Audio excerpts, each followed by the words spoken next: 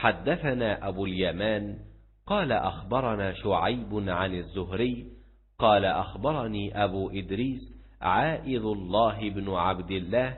أن عبادة بن الصامت رضي الله عنه وكان شهد بدرا وهو أحد النقباء ليلة العقبة أن رسول الله صلى الله عليه وسلم قال وحوله عصابة من أصحابه: بايعوني على ألا تشركوا بالله شيئا ولا تسرقوا ولا تزنوا ولا تقتلوا أولادكم ولا تأتوا ببهتان تفترونه بين أيديكم وأرجلكم ولا تعصوا في معروف، فمن وفى منكم فأجره على الله، ومن أصاب من ذلك شيئا فعوقب في الدنيا فهو كفارة له،